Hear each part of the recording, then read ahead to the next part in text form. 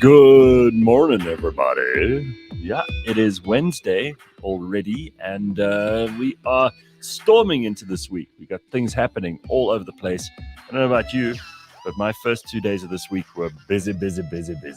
So I'm feeling like there's a lot happening again. You know, I think spring puts a spring in your step, if you don't mind my saying so. It truly does. It does. Yeah. What's news, Lebang? What's news, Ryan? What's happening with you two? Just another Wednesday in sunny South Africa. Actually, the ghost of the studio is sort of making a comeback. I walked in this morning. I was like, okay, cool. There's like a little bit of a vibe. And then Ryan confirmed it by saying, "Did you feel something weird this morning?" I'm like, you can't make this stuff up. What are you talking about? What happened? It's just like all the power's off kind of that side. So there's no like street lights or anything on. And so when you have to walk through that garden. Yeah, it's like a bit of like, you feel like you're actually in a movie. At any moment, something's going to pop out from the trees and be like, "On guard!" And you must just be ready to fight for your life. It really is a bit of a mind fuck. But other than that, I think we're cool. Everything is cool. The aircon's on. Yeah. It's real, G. It's real. No, this thing is... You just are full of it. I'm like waiting to be jumped one morning, like walking down from the parking lot, like because it's a little bit of a far walk. I mean, first of all, let me just tell you, like there are security guards bloody everywhere. So I know. You've got a better chance of that happening at the robots before you, you turn into our place or down the road or whatever. You're actually probably safe as houses.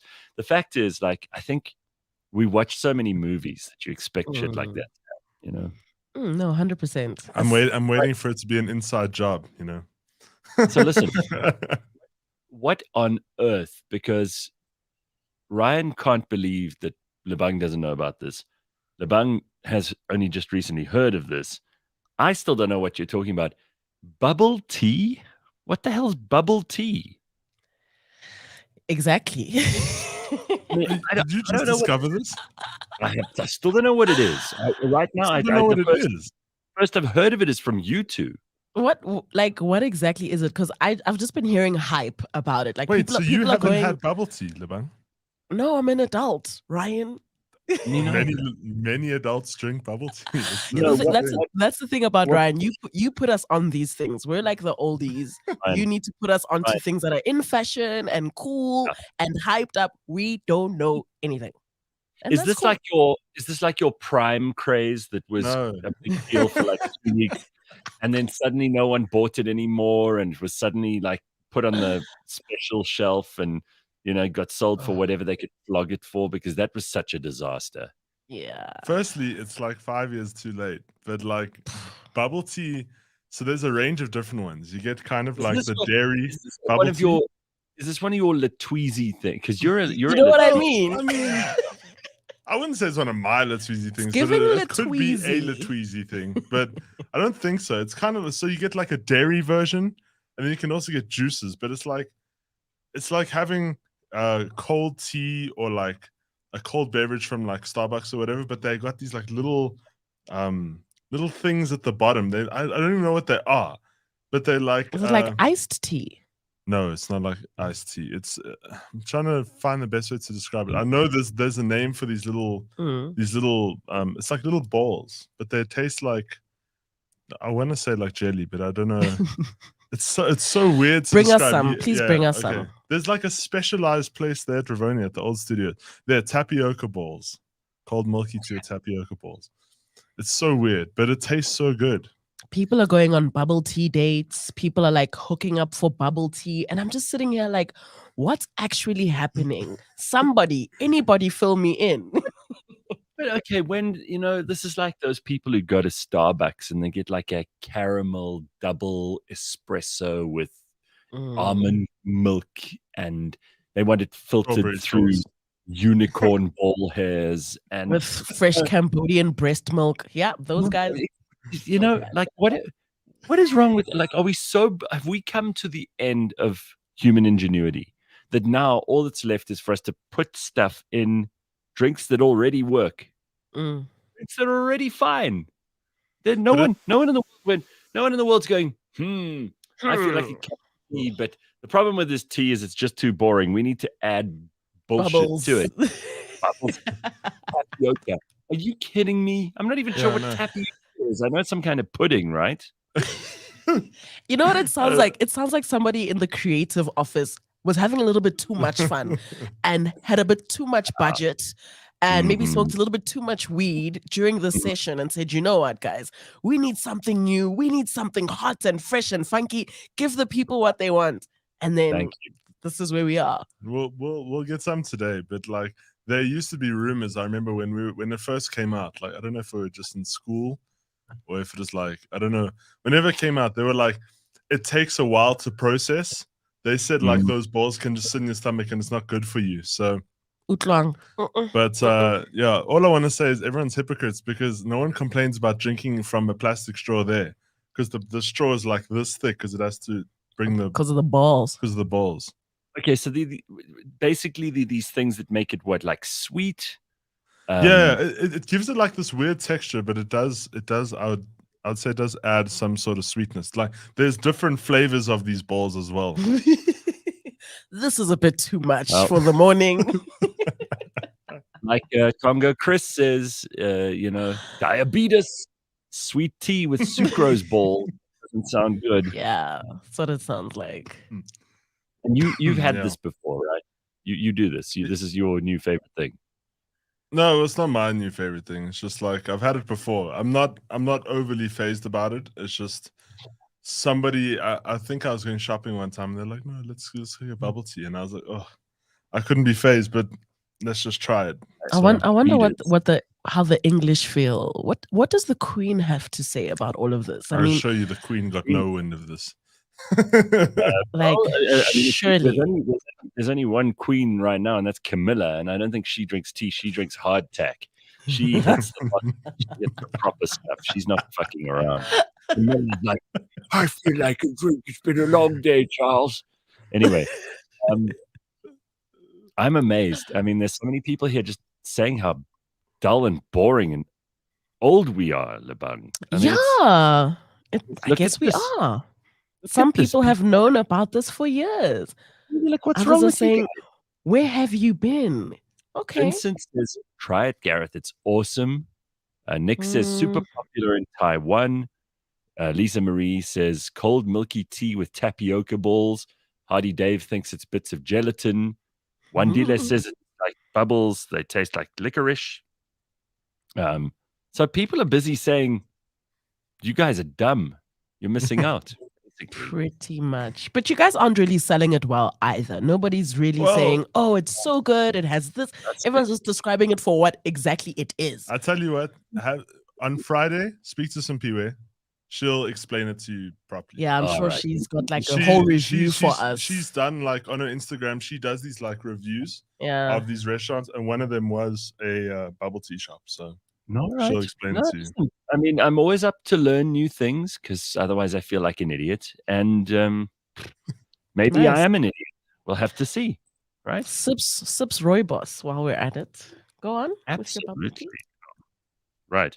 I mean, look, Rooibos is another example, right? Now, suddenly, you go to some offices and people are like, I would like a cup of tea, but can I have like Rooibos and instead of sugar, can I have honey? Honey. Like, yeah, all right. It'd be like that. It's like sometimes when we have guests here at Cliff Central, like when they arrive just before the show, like, oh, hey, can I grab a cappuccino? And I'm looking around. I'm always like, I look like a barista.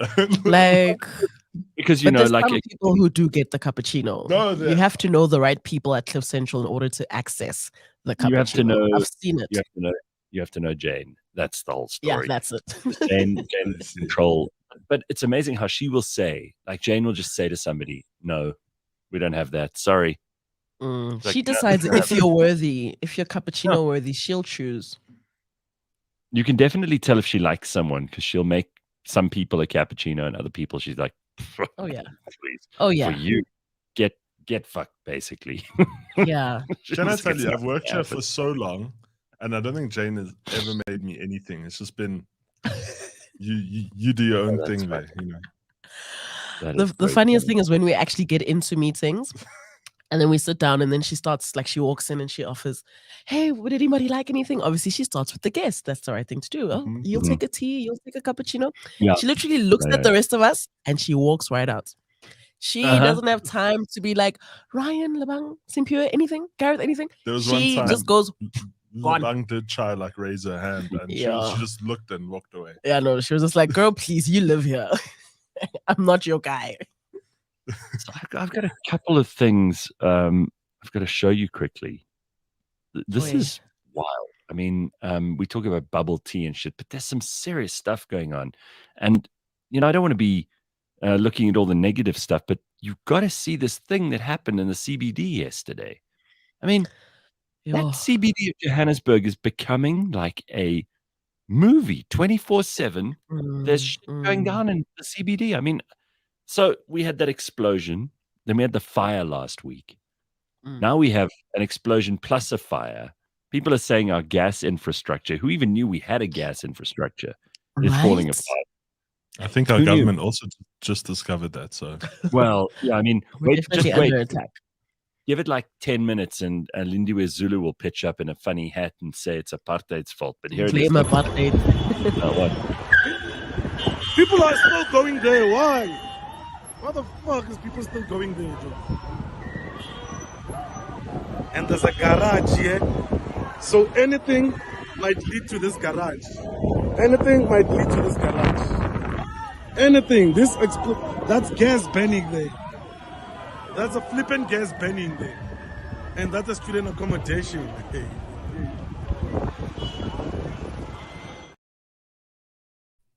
Yeah, no. First of all, where is the burning in Tlemeza? Have you tried to get him for the burning platform yet? I have. I so badly want to rename it the Burning in Tlemeza for next week or this week. Yeah, that's not gonna happen. No, it's gonna happen. No. Are you gonna green like that? A couple of things on this video, right? First of all, there's just an enormous gas fire under a building, and the flames are licking the sides of the building. I don't know how they put that out. I don't know if it just ran out of gas. I don't know what happened. But this video was doing the rounds on social media. And again, I don't even know if it was recent because you never know these days, right? It was definitely yesterday. It was like live in the moment because there a lot of those kinds of videos from different angles all dropped at the exact same time. And if you know exactly where that is, it's just before the Mandela Bridge coming from Empire. So it's almost one of the busiest parts of Braamfontein. It is always packed there. There are always people walking around, taxis galore. So for a fire to just kind of be just tra-la-la-la-lying. Guys, but can we also just talk about how unbothered the CBD is about it? Like, it's Nobody's just like, moved, eh? It's another day. Yeah. It's another Wednesday.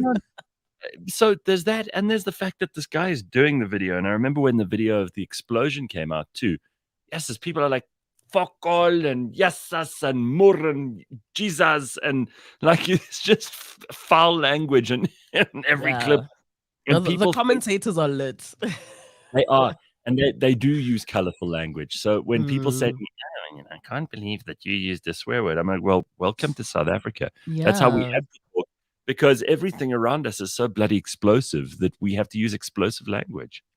It's just It almost seems like the city is under attack. You know, one would almost, if you ever believed in like the conspiracy theories, every single week there is a new thing coming out of the CBD that is really just will make you stop and wonder what's going on. And this is just one of those things, you know, and some have even said that the Hillbrow police station is at the center of some of these things because they are like at war. There's just so much going on. Yo, bruh, there's a whole war. Because my whole thing is, right, I was thinking about this yesterday, seeing all this stuff. And I was like, you know, it's funny because in the Western Cape, the DA use anything like this for kind of PR. Like they'll get a mayor or a representative in front of a camera and a microphone. Like at that moment, it's on social media. And I'm like, yo, where's our mayor? No, Like the new all of a sudden, the president was there last week. Now But the he's mayor nowhere was to be seen. behind him. The mayor was Yeah, somewhere there But yesterday, in the crowd, So just what? around. Oh. He was somewhere. If you look close, if you zoomed in, The if you zoomed into the clip of Cyril, I promise you the mayor was around. He was there, lingering somewhere. I promise you. Come I on. promise. We had a mayor that day. we had a man. But I mean, yesterday. So now what? What constitutes last week as more of a disaster than yesterday? I mean, why didn't the president pull up yesterday? There were no Was deaths. it too dangerous? There were no No. deaths. Oh, no deaths. No, I mean, he he can't be pitching up in Joburg 2 weeks in a row. People will think something's wrong. Yeah, no. Thank you. They've run out of funds. They've taken all of them. I mean, I hope no one was killed. I hope no one was hurt. I hope they managed Yeah. to get this fire under control, and I hope no damage to property ensued. But Joburg is a fucking tough place, hey? It is a tough. You know, if you've grown up in Joburg, even if you weren't growing up in the CBD, the fact that we live in a city where this kind of stuff happens all the time. Yeah. Look at these two crossing the street here. They're like, Just another day. They're like, They they're could not care even less. looking. They're not even looking at the fire. They're not running. You can see their pace is a walking pace. They're like, I mean, No, if it's super calm. if Godzilla came out of the fucking ground, right, and walked towards these two, would be like, footsack. Literally. Go back. They'd be like, get out of here. We've got to go to. We're on our way to somewhere. You know. The Guys, level of care is decreasing like decreasing. gradually. Like how many fucks do we give today? It's just like less and less and less. Now, we can either sit and complain about the government, which we do a lot, but we don't have to do it every day, or we can say, wow, the people of this place are so resilient. And I don't know- prefer the latter, if you ask me. Yesterday as well. I don't have any clips of it, but I saw on Twitter the taxi association guys were attacking Bajajs yesterday. Like they were just them over. These little Bajajs. No, it literally my took 3 gosh. taxi drivers and they hauled this thing over. They like Guys, shoved it out the road Oh. and they're like rolling. I don't know what's going on there. Because I thought the whole taxi thing had calmed down, but clearly they don't like these tiny little vehicles being parked everywhere. So we it's been can't. I mean, all over the these place. these poor Bajajs. First of all, they're the size of the table that I'm working on. Yeah. I'm like, come on. They have you been in one? You're the only one who's like experimental enough. You use your tuk-tuk from time to time, but is a Bajaj smaller than that? I haven't been in one yet, but I have seen very big men be in the driver's seat of that thing. No. And he literally takes up the whole. I've got questions. I'm always curious as to how does this all work? But then after being in the tuk-tuk, I realized the best way to find out is to just find out for yourself. So I will probably take a Bajaj in one of these coming weeks, and I'll be happy to give you guys feedback. Jesus.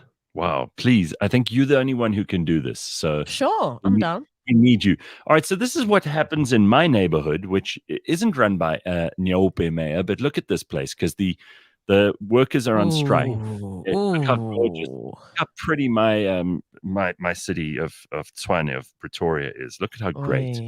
Just one big so dumping. sparkly.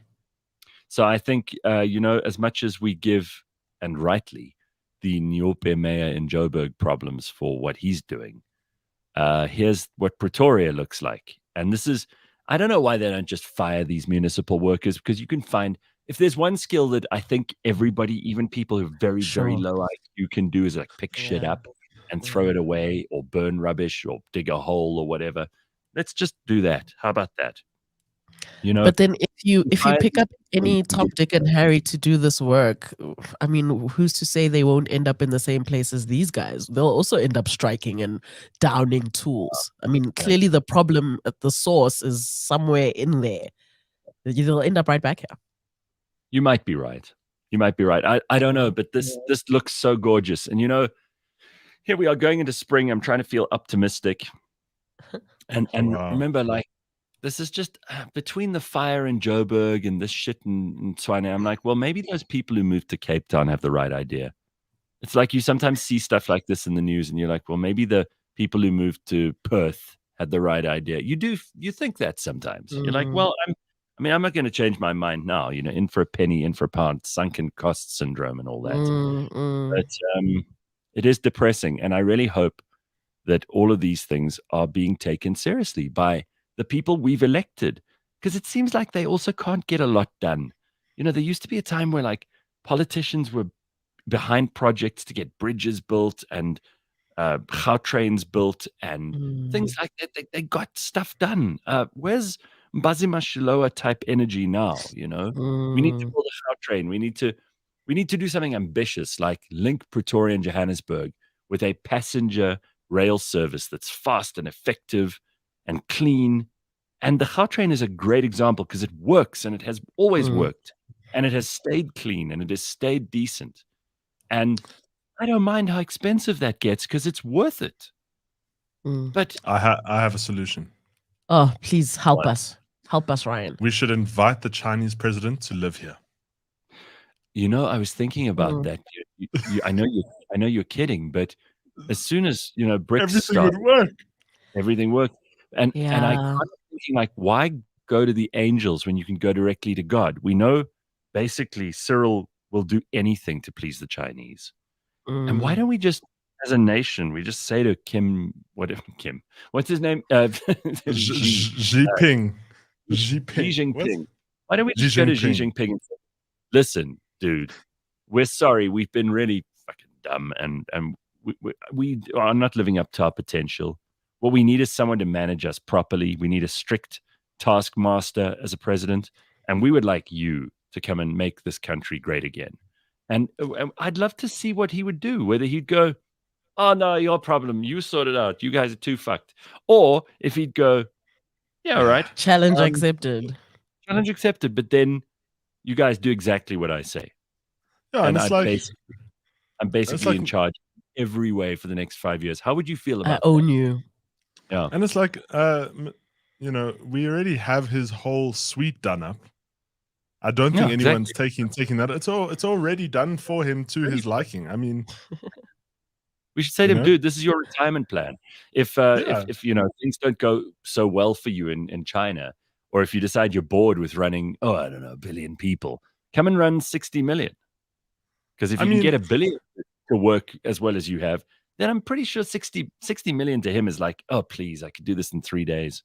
Can you imagine if he was in charge of in charge of our authoritative figures? Like, everyone would be in shape. Everyone would be wearing suits. Our parliament wouldn't be a joke. They'd have to do their actual jobs. What? They must be held accountable? What? They must actually do something right? I'm telling you, this is the solution. This is what we need to work on. Ryan, you're onto something here. I like this. All right, here's something else I needed you to see this morning, just to get us fired up. So here, our police are always making us proud. I don't know when this happened. It's just do not consider it a news story. Just look at where this police van is, and of course it's. I almost think Simpiwe made this video because it's her favorite thing of you can't park there. Look. Why you park the car there? You can't park the car there. You cannot park the car there.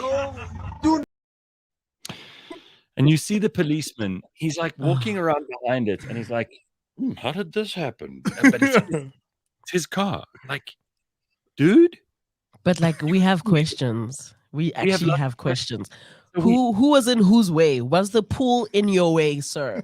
Or were you in the way of the pool? Who got there first? It looks like it's in someone's yard in their pool, which means, and the pool is never next to the driveway in anyone's. Never ever seen a pool. So in other words, in the backyard. Somehow this car got through to the other side of the house and into the pool. I'm sure somebody was drunk. Somebody there has to have been lit, and somebody dared the other one. Or it could have been a high-speed chase, and then they were chasing someone, because that happens quite a bit in the hoods. And then boom, went right through a wall and into a swimming pool. That's the only logical explanation for it. I have to bring up this comment from propaganda. SAPS, the South African Pool Service. Oh, nice. Nice. Beautiful. Oh my God, that's so great. Speaking All right. of pools, Gareth, did we ever get an update on Burning Man, or are we just all ignoring the fact that like a bunch of rich people are stranded in a Let's desert talk somewhere? So this is unbelievable. Just in case Right? like dumb shit only happens here. Let me tell you, Burning Man is this, and obviously I think it's now like a much more open, much more accessible thing. But it used to be super rich people Yeah. who they'd go into the desert in California somewhere, and they would listen to music, get drunk, take all the drugs they could, come closer to God. They'd have a universal experience, like the most incredible experience I've ever had type shit. They'd all just basically like it's kind of, you know what these festivals are like, but this thing was over a period of 3-4 days. So what happened is first of all, there were some environmentalists who blocked the road, and some police officer or park ranger or whatever just blasted them out of the way with his Right car. through them. And then they were all like crying and, needing counseling and, post-traumatic stress therapy and all kinds of things. Oh my God. But they blocked the road, so they don't know what they expected. And then there was power outage and there was mud and people were stranded, but for hours and hours, perhaps even days. Days. No, literal days. Long lines that, like when you see in an apocalypse movie, where everybody's trying to get out of town because of the zombies or whatever it is, and the bridges are blocked, and then the cars are they're hooting, beep, beep, beep. They're all like behind each other, and it was pretty hectic. And they were essentially stuck there. From what I understand, it was a national disaster. Like literally day one was perfect. People got in, everything was cool. I think there was literally just one day of actual partying. That's when they started burning the stuff, doing their thing. Everybody's high, everybody's drunk, whatever. Right. And that's when there was like 18 hours of just thunderstorm that came out of nowhere. And because of the nature of that desert, it's almost like in an old dam or an old lake. So the quality of that sand isn't just like normal sand. Once it gets wet, it turns into the heaviest, stickiest mud. So those people were stuck there. Literally stuck. So most of them were like, oh, let's just hop back into our cars and just drive out of here. They couldn't. Their cars got stuck in the mud. They had to leave their cars. They had to leave their RVs. I think only a few rich people were able to just like get helicoptered out there really quick, but everybody else was just stuck. They couldn't do anything. Then there were the rumors of Ebola. And then there were rumors of people like throwing up everywhere. It was so dramatic. Yo, Gareth, it was dramatic. This just sounds like a day in Johannesburg, guys. Yeah, well, again, I mean, if these people were more resilient, if they were more like Joburg people, they would be like, just sit in your car and wait. Yeah. It was pretty hectic. So I don't know if people managed to get out, if they escaped, if some people are still there. But I know Netflix is already working on a documentary. I can guarantee it. I'm telling you. But you would think, I mean, I don't want to be horrible about this, but you would think all these people with their tarot cards and their Ouija boards and their psychic abilities would have foreseen this somewhere. It's very odd. It's 72,000 people, Gareth. It's a lot of people that are now just stuck. And remember, the whole premise of Burning Man is that nobody goes there with actual hard cash. So we do everything like savages in a way. We just barter everything. I'll give you 2 blocks of butter for like 4 packs of weed. That's how they survive there. On day 2, like everybody's food was running out. People were starting to steal from each other. It was literally like an episode of, what's that movie with Charlize Theron? In the desert. Is it Mad Max? It was literally like that. Max. Yeah, Mad Max. It looked exactly like that. I'm just like, are they still there? Are they back? Because now nobody's even posting videos anymore. They've run out of Wi-Fi. It's just there was Wi-Fi there. Yeah. Can you imagine? Imagine all the influencers. But my sponsors are waiting for an update. I swore I'd give them an update today. Like, please. Exactly. Can I tell you, I struggle. So I've been to a few of these festivals where they go on for like 2 or 3 days, and I was really dragged there because it's not really my scene. But I had friends who were playing there, and I struggled to survive under regular conditions. Now these guys are like, and they have infrastructure and restaurants and all that kind of stuff set up. Imagine doing this. I don't know if I could do it. Yeah, Nah, it's one of those bucket list things that as to Gareth's point, in the festival's inception, it was like extremely rich people that wanted to feel what it was like to just have nothing and just move on the earth and be one with the earth and just be normal in inverted commas. And then it just became this weird spiritual whatever they're calling it. But yeah, hashtag pray for Burning Man, y'all. Are they safe and out of there now, or are they still stuck? What's the story? I don't know. Legend has it they're still trying to get out. Apparently they're still stuck. I mean, Chris Rock got out of there. Luckily, he hitchhiked after walking for 6 hours in that mud. He hitchhiked. If you're a celebrity, you just get picked up. Can you imagine? Imagine you're in your car and you're near the front of this disaster, and you're starting to move, and you're like, yeah, and then Chris Rock is like, yo. Yeah. I think that the whole thing really humbled everybody. At that point, you were just a person. It doesn't matter where you're from. It doesn't matter how much money you've got.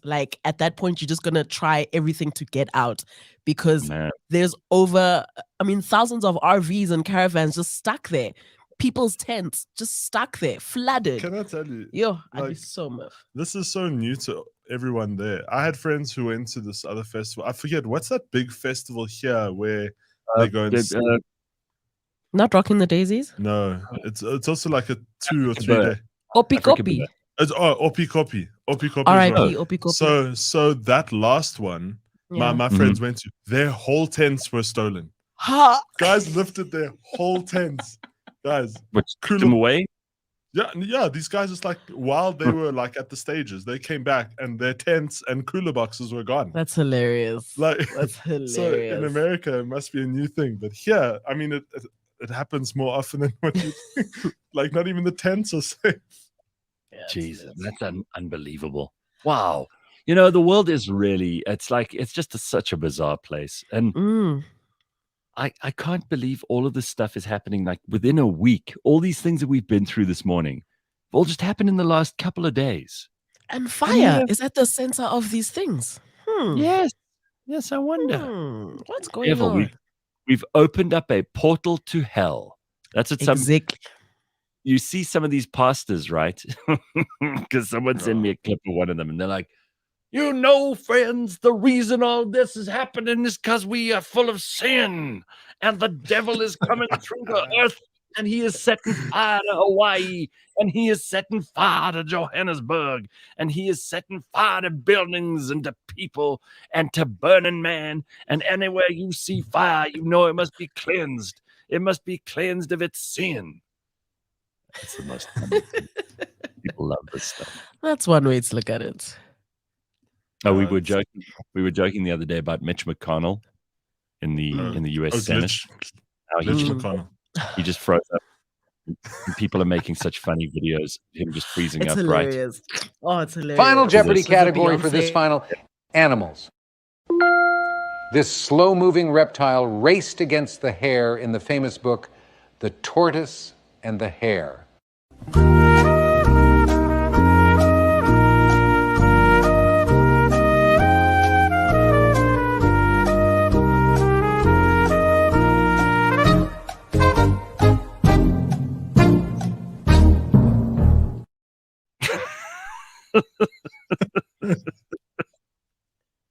Somebody get that man out of his misery, please. Oh, all of those super old people, just take them away.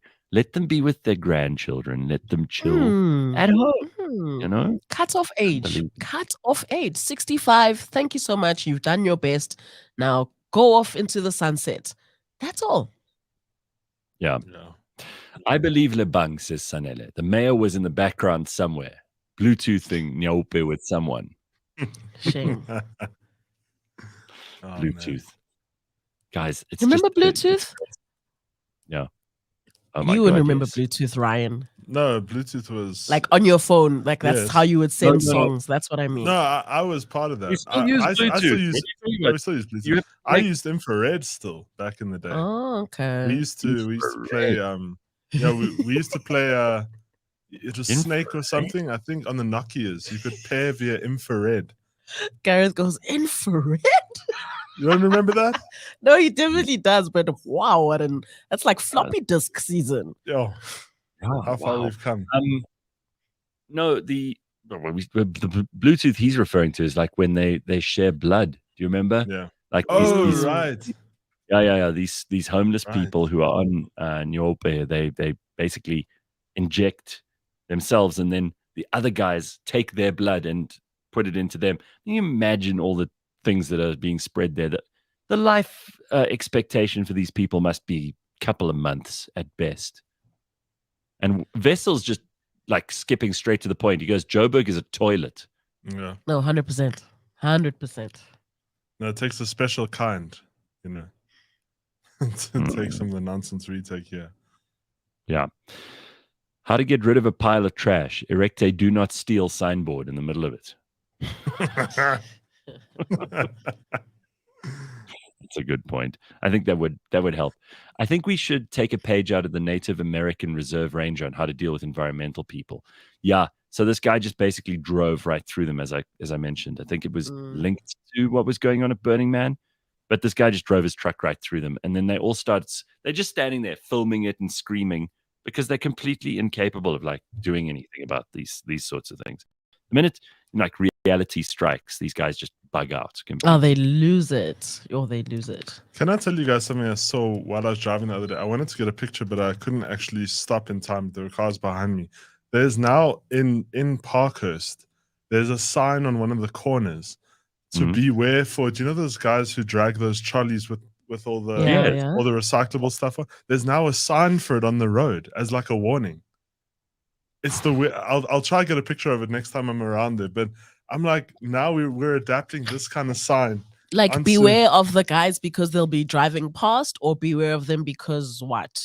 I think because they're in the road. Oh. So it's like just beware. Be vigilant. Okay, well, I mean, they are a big part of the ecosystem. Have you seen them now? Those guys are lit, bruh. They wake up at like 3 o'clock in the morning. They're already picking up plastics. They go to town. By the time they get there, they've got these massive bags of like recyclable stuff, and that's what they eat every single day. That's how they make their money. And I kind of just move out the way for them. I'm like, hey, do your thing, bro. You're not criming. You're not involved in funny things. Have you seen how fast they move? They move so on those little trolley. You know what they've done, right? They've taken a piece of like, I don't know, chipboard or whatever, and then they've screwed in wheels from trolleys. Yeah.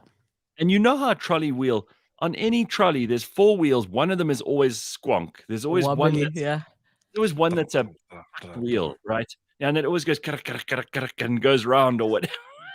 There's always one on every trolley. So I'm just wondering, like, when these guys put these wheels on, I hope they don't use the fucked wheel as well, because but also, these dudes have balls of steel. Have you seen them go down Grayston? Like, there's by the Pick and Pay Center, there's like a little bit of a downhill, and those guys they just go there like they're riding. I stand. You guys, there's no brakes there. How do you guys do this? But have you ever seen any of those guys like in an accident? I personally have not. No, I haven't. True. Like, they know what they're doing. Well, maybe, but if they were in an accident, it's not like they've got anything to protect them. They would be flattened. There would be very little. You know, if you're going at that speed on a piece of cardboard, effectively with some wheels, unbelievable. It really is just wild, right? My dad, this one time, he saw this one guy trying to get it up a really steep hill by where we stay. I'll never forget, he literally pulled over and he said to me, hold on, let me help you. And he hooked it onto his tow bar and drove it up the hill because this poor guy was struggling. That is so cool. Shout out to you, Dad. That's pretty wild. Yeah. All right. So there's a new streaming app, and we mentioned this yesterday right at the end of the show with Rich Mulholland, but I think, it's actually great that we've got Lebang and Ryan here, because Ryan found this, and I just want you to watch this. Ryan will explain it afterwards. But the basic thing you need to know, and if you're listening, I'll explain what's happening too. This is an app which makes it look like you are streaming live and that you have thousands and thousands and thousands of followers who are watching your live stream. So it gives the impression that you are someone hugely famous who everybody in the world who is not at the event that you're at wants to watch. It's like you've got to be, proper So clever. influencer, like YouTube superstar, that level of fame. But it's all bullshit, because what they've done is they've created this app which makes it look like you've got 46,000 people following you on a live stream while you're just walking around at some festival. But actually, there's no one. It's all AI. It's made to look like it's live, but none of it is live. It's all nonsense. So have a look at this. And it has fooled, as expected, everybody.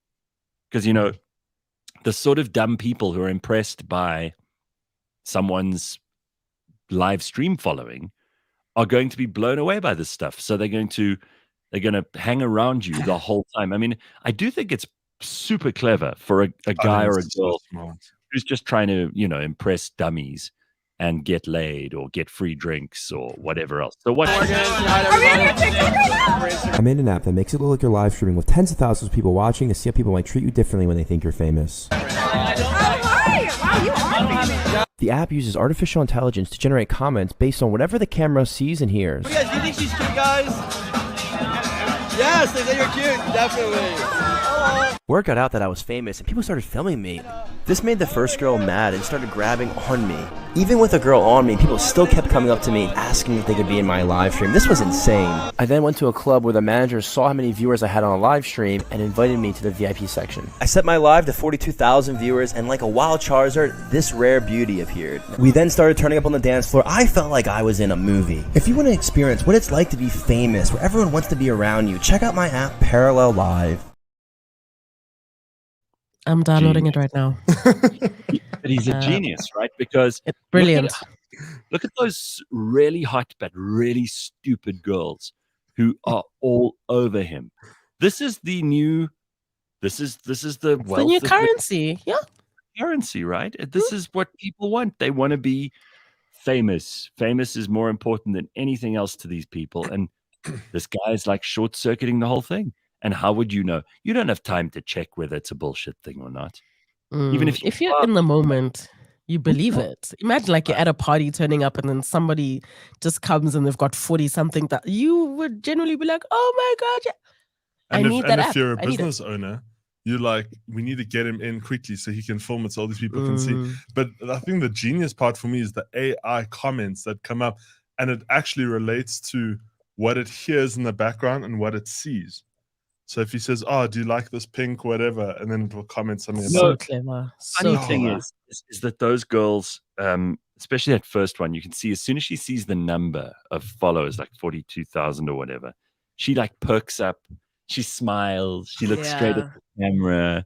She's like, you can't get rid of her. He said eventually she was like hanging on. Pathetic. And someone's daughter. That is someone's daughter. Basically whoring herself for likes. It's just unbelievable. Sad.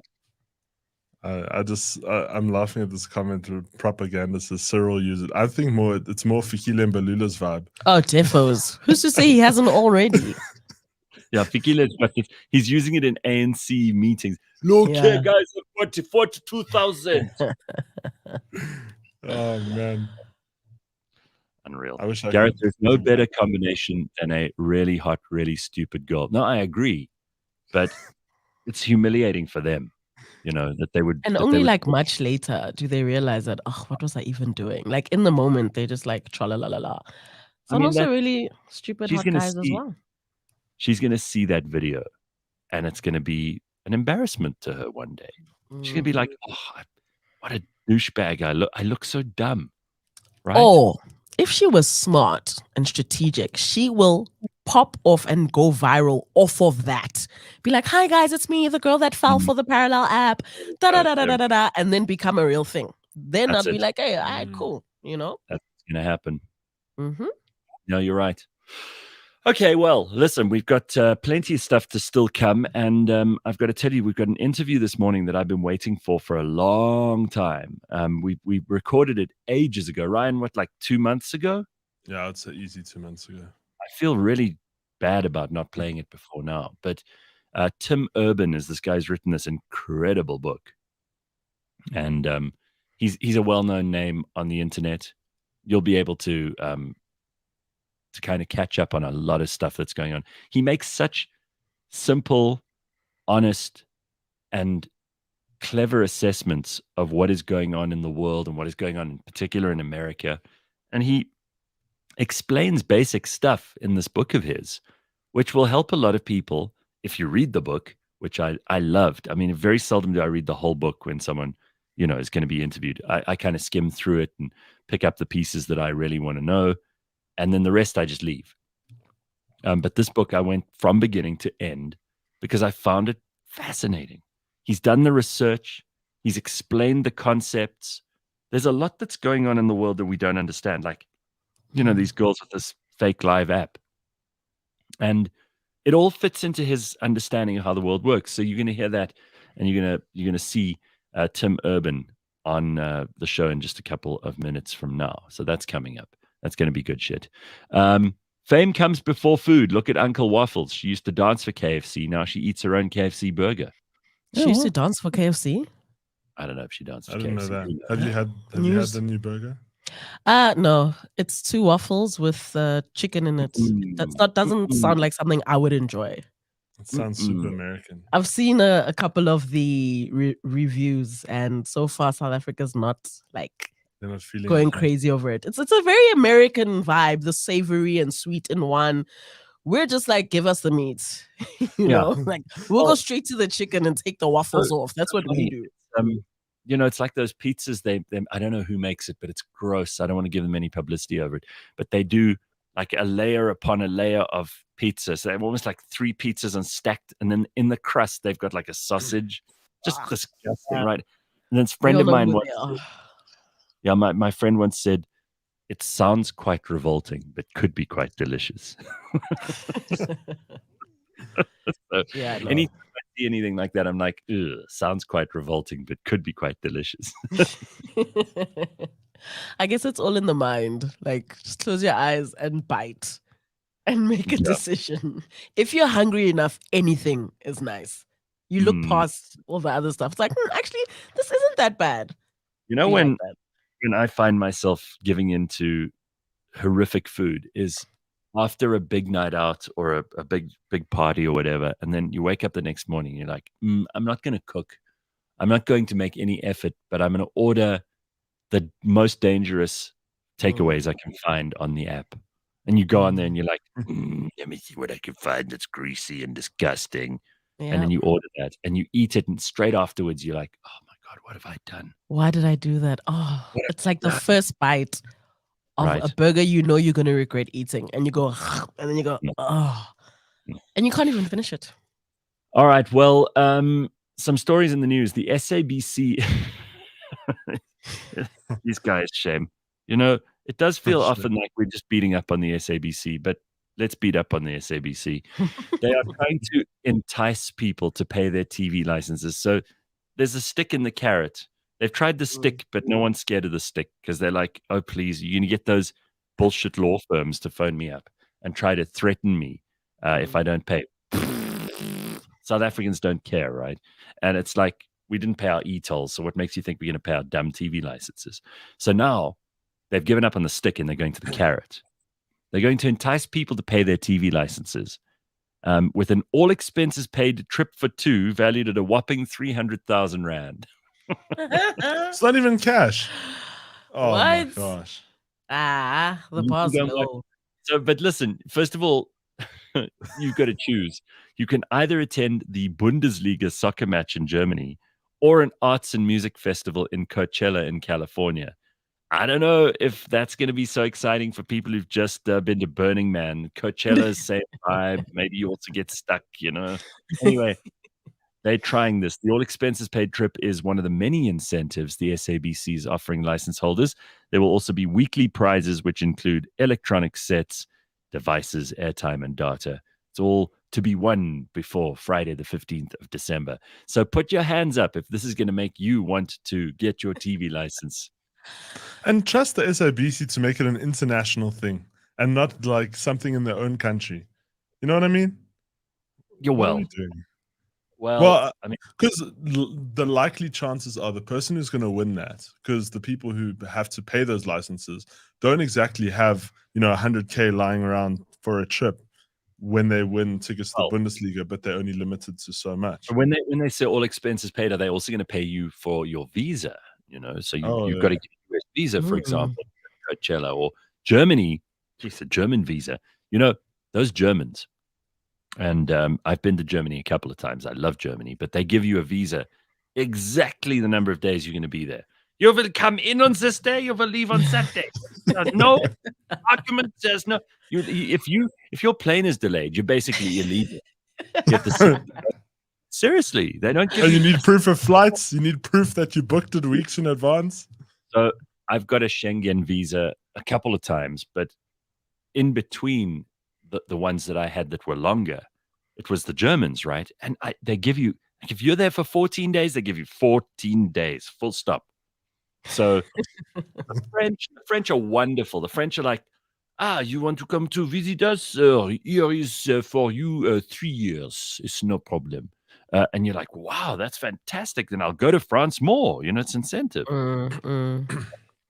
I mean, I'm curious as to like whose idea this was. Like when they were sitting in the boardroom and they're like, guys, people aren't buying TV licenses. South Africans don't care. How do we get them to care? Who said, let's incentivize them. Let's give away prizes. Let's give away trips. That's the person I personally want to meet. And just, let me just look. Hang on. I'm on the SABC website. It says consultant Fikile Mbalula. Of course. There it is. That seems legit. All right. Well, because wow, what a wild thing, man. Sure, what a wild thing. Paul DeSantis, I love this. He says the SABC could offer me a night with Margot Robbie. I still wouldn't pay my TV license. Okay, fine. I would, but I'd do it angrily. I'd love to attend one of those trips with one of our politicians. Because can you imagine all the stops that they pull out when they go overseas? I mean, did you see them land in Zimbabwe in their private jets? Yes, I saw that. So they all went over to given royal service, and Fikile's busy posting his hotel room, and he's on a carpet with a lion head. Did you see that? Does he realize? Does he realize that poor people in South Africa who have nothing are watching his stuff and going, "What the fuck? What are we paying for here?" Because we're paying for that.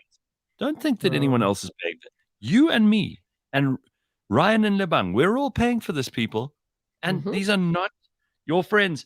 When Fikile shows off, it is exactly the opposite of a rich person doing that with their own money, because it's not his money. There's no level of read the room whatsoever. There's no etiquette.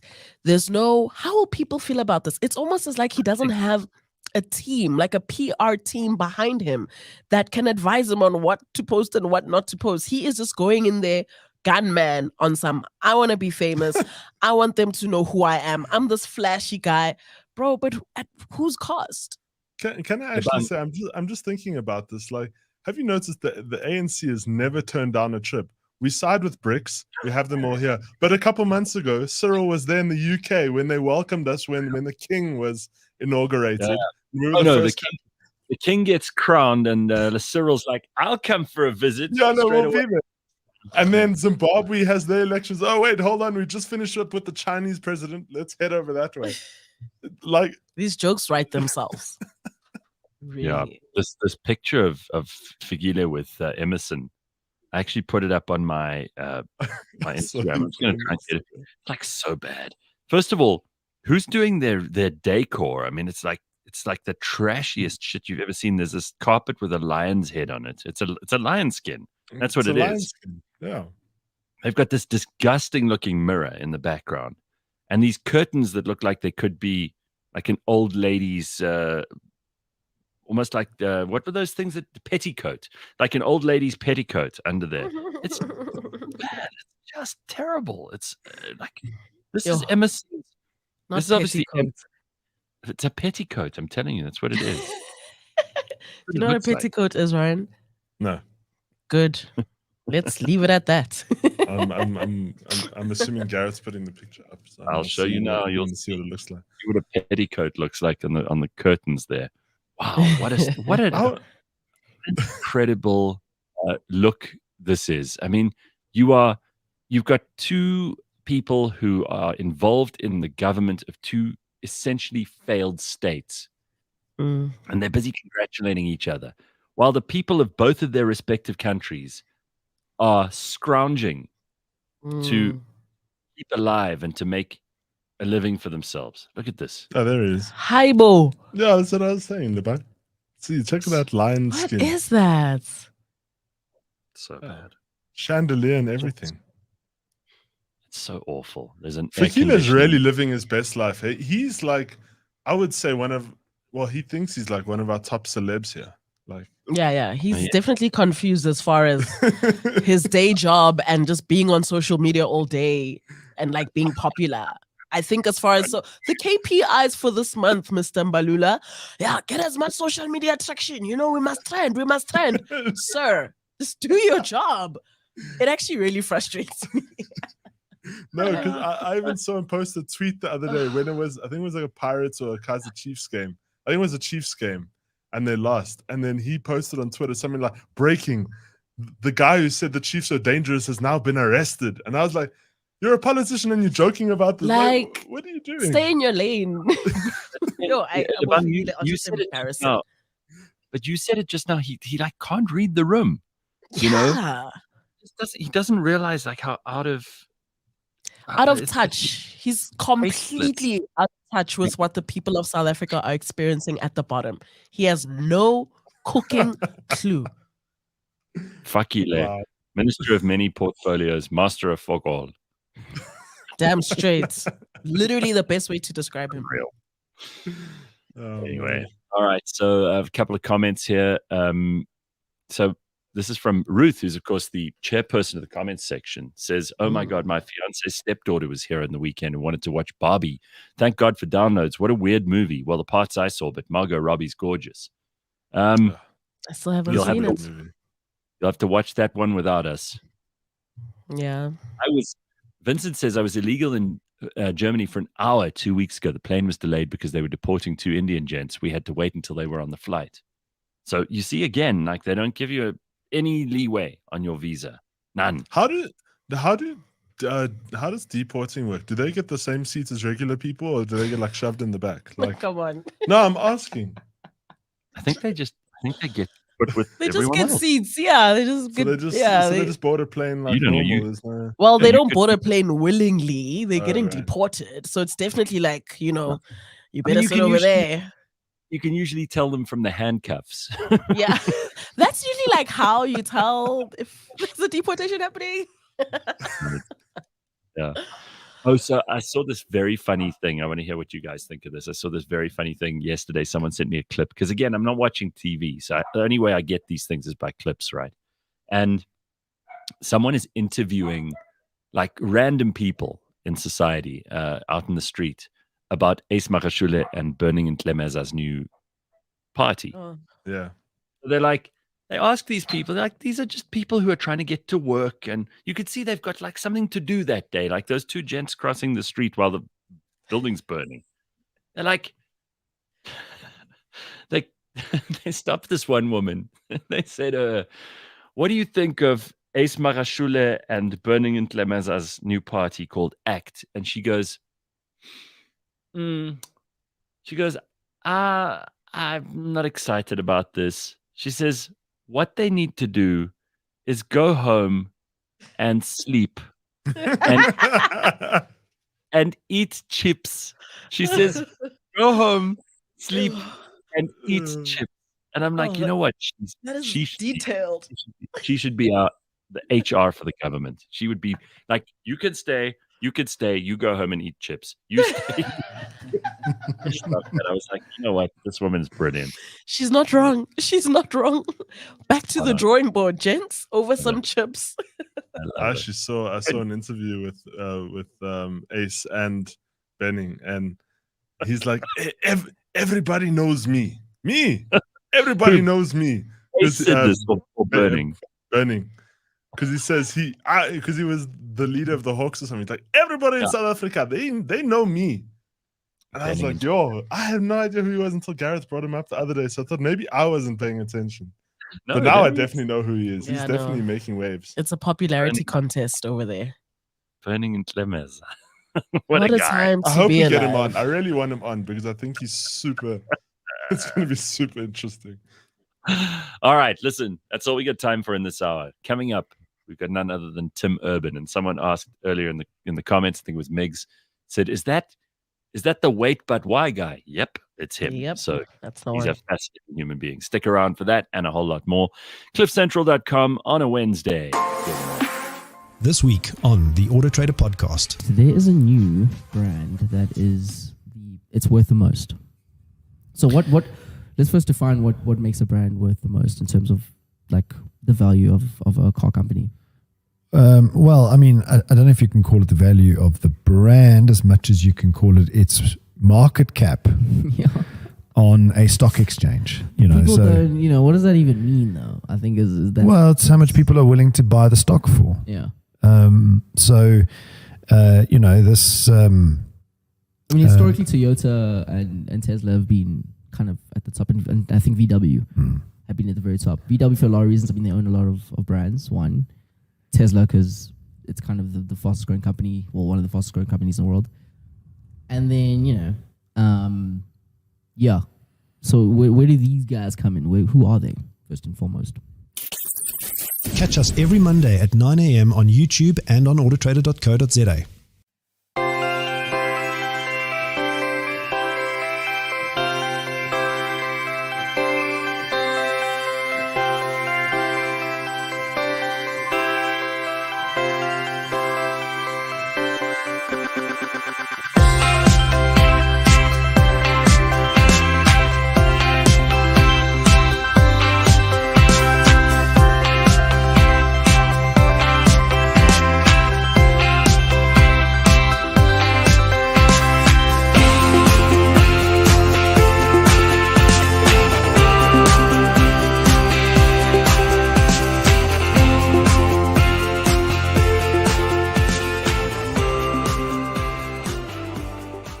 Essentially, a managed service provider is a business that pretty much empowers a company to be able to do what they need to do. So we look after the technology side of things. So pretty much looking after everything for the business. So to give you an idea, looking after the workstation support, the infrastructure management, then moving into the connectivity side of things, making sure that the connectivity is intact, looking after the security aspect. So it's pretty much encompassing, all of those services and putting them under one umbrella and having one central company to work with that has your best interests at heart and that makes sure that your business is running as efficiently as possible. I'm Jaco Voigt, the CEO of Catalytic, and this is Unbundled. In this series, I help to demystify technology in the world of business. Join me as we explore how technology can make your business better. In this episode, we're chatting about managed service providers, or MSP for short. We're chatting about what a MSP is, why a business would use a MSP, and how to avoid common mistakes when choosing the right MSP for your business.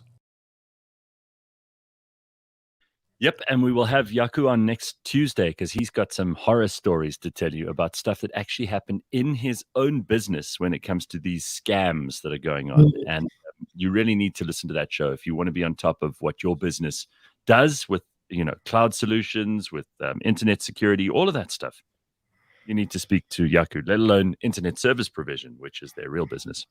Yeah, anyway, no, Jaco's the guy. He's your guy. He's all right, so Tim Urban is an absolutely fascinating guy. He's been writing stick figure illustrated posts on his blog, Wait But Why, since 2013, and he's written a brilliant book called What's Our Problem? I mean, what a good solution. What a good title for a book, right? What's Our Problem? So I'm not going to set this up in a big flowery way. Tim Urban's awesome. You're going to love this. Take a look at this. It'll start your day off right. You'll feel smarter by the end of it because it's just such clever stuff. And he is such an interesting dude. All right. We will see you tomorrow morning, 6 a.m. But here it is. Tim Urban for the first time on cliffcentral.com. So I'm not going to give this man a long introduction because if you've heard of him, you already know everything you need to know. And if you haven't heard of him, you need to. So Tim Urban has been writing stick figure illustrated posts on his blog, Wait But Why, all the way since 2013. And this is his first book, but he is going to write many more. And I can guarantee you the way that he makes sense of things, people are going to be clamoring for it. He is Tim Urban. It's such a pleasure to see you, Tim, and well done on this book. It's tremendous. Thanks so much. Thanks for having me on. So I don't even know where to begin, except to tell you that normally when I have to review books, and there are a lot of those that come along, and most of them are fascinating, but really I skim through and I'll look at one or two pages, then skip a few, go to the next one. And I was going to do that with your book, but I found myself absolutely engrossed, perhaps because I'm sick of having arguments with my friends, the people who are ideologically not my friends, people in broad society, people on my show. I'm sick of having discussions about stuff where we end up in a stalemate because nobody really knows what the defining principles are, and no one can really define the problems that we have. And your book has gone a long way to helping me figure out much of that. And I have to say, it was an absolute pleasure going through it from the very beginning until the very end. And I just love the book. Here it is so that people know right up front. It's called What's Our Problem? A Self-Help Book for Societies, Tim Urban. So listen, first of all, well done. Where did the idea come from to do this? Were you also frustrated with getting stuck? Yes. And as a writer, I'm a blogger, right? I'm on my own platform. Right. I can write about whatever I want. But I noticed like two concurrent trends. One was that the society I lived in seemed to be, you can almost say like society has kind of is like if it's a giant organism. People grow up as they age, but societies don't really. They grow more mature and wise, and then they kind of digress and they go back down to times of I don't know. There's mobs, there's witch hunts, there's tribalism is on the rise, and even a casual reading of history will show you that not every society survives, and the ones that do ultimately have a call time as well. It's actually really most of the great civilizations have not survived, and it's technology seems to go up, but wisdom is cyclical. It's we start acting like witch burners in 2020. But it's like, that was like from the 1600s. Why are we doing that right now? Or you look at like Nazi Germany and you're like, how could that happen? And it's like, these are the same people. They're not different than us. They're not worse than us. It's just that humans have the capacity to kind of in groups, kind of ascend and descend this like, and this cycle of wisdom. So I'm noticing on one hand, it seems like we're on one of these down slopes. And at a time when technology is like it tends to, but really exploding. So it's a time when like we want to have our wits about us. And so that's going on. Now, meanwhile, I'm a writer and I can write about anything, except I don't want to write about this because there is all this external pressure I feel to stay away from it. And friends would tell me, why would you ever get wade into that stuff? Don't, right. You have haters right now. Why would you do that? Right. And I'm thinking, so it's not just me. If I'm feeling that, it's not just me. It means that all kinds of voices. I'm an independent voice, an independent platform. If I worked for a company or if I was reliant on,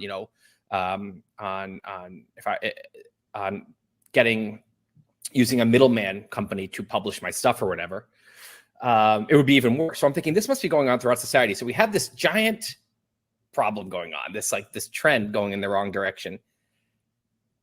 And there's all this pressure to not talk about it, to not talk honestly about it, to keep it to private conversations because you don't want to be in the line of fire. And I'm like, okay, so those things together, I was like, I'm going to write about this. And it was supposed to be a blog post and it turned into a much longer book. But because there was so much to say, as it turns out, this topic is not a small topic. But yeah, that's what got me into it.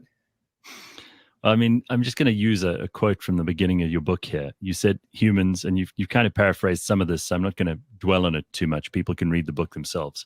But you say here humans are supposed to mature as they age, but the giant human that we live in has got more childish every year. Tribalism, political division are on the rise. I don't think anyone will disagree about that. False narratives, outlandish conspiracy theories are flourishing, especially post-COVID. Major institutions are floundering. Medieval-style public shaming is back. Trust, the critical currency of a healthy society, is disintegrating. And these trends seem to be happening in lots of societies, not just yours. So what's the problem? Why, in a time so prosperous with the stakes so high, would we be going backward in wisdom? And you warn at the beginning of this, and I think you put a lot of things into perspective. Again, we tend to get so engrossed in our confirmation bias and many other things that we forget about the context of the time we're living in. Some of the most atrocious things humans have ever done to humans happened in the last 100 years. And in historical, in planetary, even in human species time, that's an absolute blip on the radar. We should have been getting to a point where we're more civilized, and those kinds of things are a thing of the past. And what you warn, I think, either because it's a really, really good way to get people to pour themselves into the book, or it's because it's bloody terrifying and it's true, is that if we go wrong now with all this technological capability, with the connectedness that we've never had before, it could be the most dire mistake we make, right? Yeah, I mean, there's kind of this worrying concept, which is that technology makes good times better and bad times worse. More technology means kind of, better good times, worse bad times. So the perfect easy example is the 20th century. It was the best century ever on so many metrics: GDP per capita, life expectancy, general, medicine and health, and curing of diseases, and poverty, the amount of people in extreme poverty, women's rights. I mean, there's so many examples, democracy, around the world, of like this was clearly the best century ever. Also, the same century had the biggest, most catastrophic wars in human history, had the biggest genocides ever, had and introduced existential risk, like species-wide, like we might go extinct if something goes wrong. Risk for the first time ever. No other century can say that if something happens, if the wrong leader makes the wrong move, the entire species might be. That's never been possible. Suddenly we have nukes. Then we have stuff like climate change. These like big, because technology means we have so much power as a species. It's like we're getting. It's almost like we're just like our footprint's getting bigger. We're stomping around. We're getting more and more powerful, and we're getting these magic wands that can do these incredible things. And it's like at some point, those things can. It becomes kind of very precarious. Those same magic wands in general that kind of give us all this prosperity can totally wipe us out. And so then I turn to our future.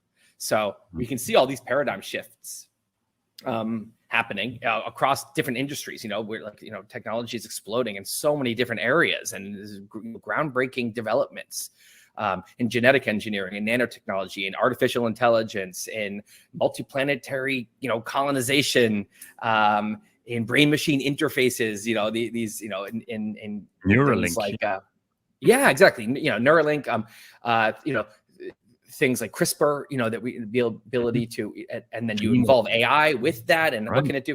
This is incredible, but also like now you can have bioweapons are way easier to create, and nuclear, we thought we were kind of done with like thinking about nuke as a threat, and now it's like, well, we're all kind of thinking about it again. AI obviously is kind of the ultimate example of something that can do wonders for us, and also like could totally wipe us out. So that it was just like, we have to be smart right now. We have to be as wise as we can. And yeah, we seem to be doing the opposite. So this is where you break things down really well. And I've also got to just advise anybody who's, trepidatious about this, because they look at these subjects and they go, oh God, no, I don't want to bite off that massive elephant. It's going to take me a long time to digest this. But what you do, and you've done it on your blog for years, is you help people understand.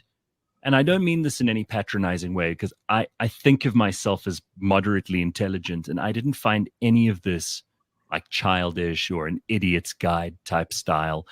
I love the way that you are able to in pictures sometimes tell a better story than in words. You include lots of these in here. I mean, for example, here's conviction and knowledge, which is again something that makes such sense when you break it down this way, where arrogance comes from, insecurity, and then how you want to be, especially if you think like a scientist, which is one of the things that you talk about in your book, in this humility sweet spot. And then you kind of detail what happens if you don't, if you go into the other zones, what kind of thinking you do.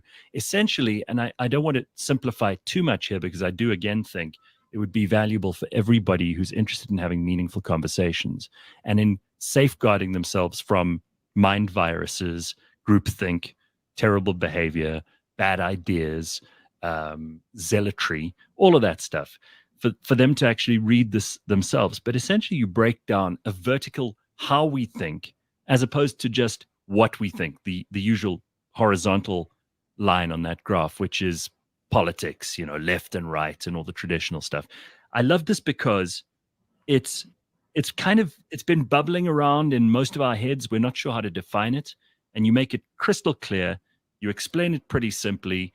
And it feels like at the end of it, you've got a grip on what people are doing and how they're thinking. Yeah, I mean, there's all kinds of stuff that we think about that we don't necessarily have a language for. And when you don't have a language for something or terms to describe things, it kind of is hard to talk about. And it's hard to, maybe labels are just very helpful. Mm-hmm. And I think we should have endless labels for what we think. Not just, are you on the left or the right politically, but are you a libertarian, or are you a socialist, or it's like there's economics. There's all kinds of schools of thought, right? And we're so great at kind of categorizing the different ways, the different things we might think, the different opinions, and then labeling them, and then putting them on axes, and then pitting them against each other, and whatever it is. And that's great. Like, I think it's good that we have all those labels. It's helps to have nuanced understanding of what the different areas of thought are. But then we get to how we think. And it's like, if someone comes up to me on the street and they're like, you should take this pill, probably going to say no, because I'm like, I don't have any, you don't know, like okay, that conviction that you seem to have, is it based on knowledge? Who are you? What's your background? How do you know what I need? It's going to be all kinds of reasons I'm going to say no. If I go to the doctor and they do a bunch of measurements and take blood, and then they say, we think you should take this pill, I'll probably take the pill. And what I'm doing implicitly there is I'm putting them on a how you think axis. So they're both saying the same what you think. They have the same opinion. But the doctor I'm going to put high up on the how you think axis, and that rando on the street, it's a question mark. Maybe they're high up, maybe they're low down, but I don't know. So I'm certainly not going to trust them. Now that's obvious. That's an obvious example. But when someone has a strong political opinion, they have a strong opinion about something to do with any kind of raging political issue, we're so much more likely to judge based on what they're saying. If they agree with us, we think they're a good thinker. If they disagree with us, we think they must be a bad thinker. And that's kind of making the how you think axis also the what you think axis. And that's not true. The how you think axis should be a vertical thing. You also detail how it can go further than that they think like a bad person, but that eventually if you are a zealot at the bottom, you think that they are a bad person, full stop.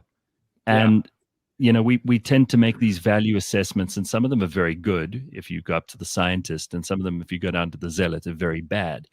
But what I also love about this is that you caution, a lot of smart people, again in inverted commas, smart people, you say here, in case you're thinking I'm a really smart person, so I'm safe from this low kind of thinking, the low rungs, Adam Grant has bad news for you. This is in the footnotes to show you how much I actually read of this book. Research reveals that the higher you score in an IQ test, I thought this was fascinating, the more likely you are to fall for stereotypes because you're faster at recognizing patterns. Now, I mean, that is so obvious when you read it. But nobody thinks that. People think, oh, well, I'm smart, I can pick up patterns, but they don't realize that those patterns are also helping them to establish and even to strengthen the idea of stereotypes in their head, no matter how unbigoted, as an unwieldy term, they think they are, right? Yeah, I mean, I like to think of it as like everyone has a little lawyer in their head whose goal is not to find the truth, but to confirm, confirmation bias, to strengthen your current beliefs, to feel right. And that lawyer, it's really smart people have a really smart lawyer in there who builds a really compelling case. Right. And so they talk themselves into their own bullshit very easily. And they can be the most delusional of all because they feel like they have backing for all of this. And there's another character in our heads, the scientist. And this simplifies kind of, it's like a kind of a distilled version of this how you think axis. But basically, when the scientist in your head, now this scientist, what they just use the scientific method, right? The goal is to have hypotheses, being humble about them. Approach things humbly, yeah, right. Yeah, collect all kinds of info. And then test the hell out of it. Yeah, and don't be rooting for anything to be right. Don't be attached to any one conclusion. Say, I'm just going to collect info. I'm going to assess it and assess where this info came from. Who are the voices? How trustworthy are they? How much do I know about them? And then I'm going to come up with a hypothesis after I do that for a while. And then I'm going to go test it. I'm going to go argue it. I'm going to go find things that disagree with it and see how it stands up. And if it doesn't stand up, I'm not going to be upset. I'm going to happily change my mind because I just got new information. And now I'm going to eventually get to a really good hypothesis that stands up to testing, and I can kind of elevate it to knowledge and a status of it into knowledge in my head. And now I can, now I know something. And now if we always thought like that, we'd be very, first of all, we'd say, I don't know all the time. We'd be very humble. Right. And we would be totally down to change our minds. And what we would end up with is we'd be incredibly knowledgeable, real knowledge. We'd have so much real knowledge, and we'd be, we'd just be such great thinkers. But of course, there's this other character. There's the attorney who has a totally different viewpoint, who says, who's attached to the ideas, who feels like the ideas are part of who we are. And so if the idea is wrong, it means I must be stupid or wrong or bad, or that people like me, all of my friends, we all agree with this. I have to be like one of us. And so for all these weird human reasons, we get very attached. We identify with our ideas, and that's the attorney's job is to protect those sacred ideas. And so it's kind of a tug of war between these two ways of thinking. And I think that we all have them going on. But when the scientist is winning out more, when we've learned to notice the attorney and say, no, stop doing that, and really, go through the pain of changing our minds and know that it's the right thing, then I think we're a high rung thinker. We're up on the high rungs of this like ladder, which is kind of the how you think axis. I make it a ladder. And then also, it's fair to say you divided it into four, and we've mentioned three of them already. There's the scientist, there's the attorney, which you mentioned, there's the zealot, but we've left out the sports fan. Do you just want to explain that way of thinking too? Because I think to give people an idea, a lot of people understand what a sports fan is, but in terms of thinking. Right. So I simplified it to just like high rung scientist and low rung attorney, but really there's two high rungs and two lower rungs. So it's like you have the scientist at the very top. That's the thinking that I described, is when you're just totally, you're the boss of your ideas. Your ideas can't tell you what to do. If you disagree, if you learn one of the ideas is wrong, kick it out, eject it, right? It's gone. And the sports fan is the second rung. And what I mean by that is like as a sports fan, I will always think that my team got the wrong call. And, I have this weird bias. Mm-hmm. But when the replay shows what really happened, I'm happy that it's the accurate call. I want the call to be accurate, even if it goes against my team. I don't want corrupt refs. I want my team to win fair and square, but I'm rooting really hard for a certain outcome. So when we think like that, we have confirmation bias. We definitely are attached to our ideas. We're rooting for them. We're maybe not so, neutral in our thinking. But when push comes to shove, if someone presents me really good evidence, I will say, you know what? I guess I was wrong. It's a bummer, but I'll change my mind. So the scientist is just all about changing their mind. The sports fan is reluctant, but they will. Now, once you pass the midpoint, the that kind of low rung thinking is now the name of the game. So the attorney, doesn't matter what evidence you present to the attorney when you're thinking like an attorney. It doesn't matter how good the evidence is. There's nothing you can say that will make them say, I guess I'm wrong. But they actually know a lot. They have a lot of information. They have all these, these arguments for why they're right. And they've done a lot of research. They've just cherry picked the research they want to read, but they know a lot. If you get to the very bottom, you have the zealot, and that's just like the extreme version of, it's the opposite of the scientist. It's someone who not only will they never ever change their mind, but they don't even think they need to research. They don't even think they need any knowledge because obviously it's right. It's like the sky is blue. They're so deep in this like false conviction that they don't even think that they need to put up an argument. They don't debate people. They say they think debates are offensive, and they'll say, and they think that anyone who disagrees with me, it's not that they're wrong or misguided. That it's like you said, they're evil. They must be those people. It becomes extremely tribal. And so I said at the top, what's interesting is that, those people at the bottom, they think they're such great thinkers, have so much conviction, but really what's happening is the scientist, remember, is the boss of their ideas. They're actually the boss in their own head. When you get to the bottom, you are not the boss in your own head. Those ideas are your boss. You are a disciple, a faithful disciple of those ideas, and you'll completely destroy your own ability to collect knowledge. You'll end friendships over it in order to serve those ideas. Like you're a zealot. You're like worshiping those ideas. So that's it. What's an interesting way to think about it is, is that you've lost your own ability to think independently. I love the breakdown. You also say that one of the greatest things about being in a human civilization is that you can have like a mind meld. People can get together. Those connections produce even better ideas when they're in the scientist or even in the sports fan mode. They can create something called genies, conglomerations of many people thinking in the same way. And then if they're in the lower rungs and they are working together, it can form what you call golems. And I think, that's something which you continue the theme of both of those through the book to great effect, because you can see these things. You don't need a lot of imagination to know that we're creating these superstructures of thinking in society today. And that, if they're the genies, they create amazing ideas labs where people are constantly coming up with novel thoughts, concepts, innovations. And then if they're the golems, they're creating essentially these really destructive power plays and these forceful and coercive, very ugly forces in society. Yeah, it's like humans can, one of the magic of things about humans that doesn't apply to a lot of other kind of intelligent animals is that we can do mass cooperation the way ants and bees do mass cooperation. And we do it through kind of shared values or shared ideas. And this is one of the reasons we can build this giant civilization, that we all live in. But this kind of part of the interesting thing about this ladder, the high rung kind of mindset and the low rung mindset, is that it produces two totally different kinds of mass collaboration. And so, yeah, it's like at the genie you mentioned, like that's just the name I gave for when high rung thinking is kind of the name of the game. And this can be a small group. It can be 2 or 3 people, 4 or 5, a little startup company. It can be a classroom. It can be a bigger group. It can be a whole country. Each one of these in a way is doing a version of this. And when the name of the game is high rung thinking, it means, as that applies to the group, it means that humility is valued. When you say, I don't know, it makes you seem smart and trustworthy. When you disagreement is fun and is interesting and is totally okay. No one takes it personally. Changing your mind is cool and expected. And a group of friends doesn't have to all agree. It's totally cool for everyone to disagree. In fact, it's more interesting. It's kind of boring when everyone agrees.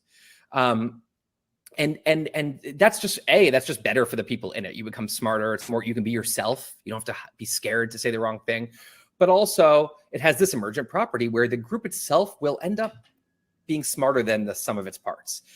This is the history of kind of science institutions, right? You have people all over the world. Doesn't matter who you are, what language you speak, how old or young you are, whether you lived 100 years ago or today, your hypotheses and your experimentation can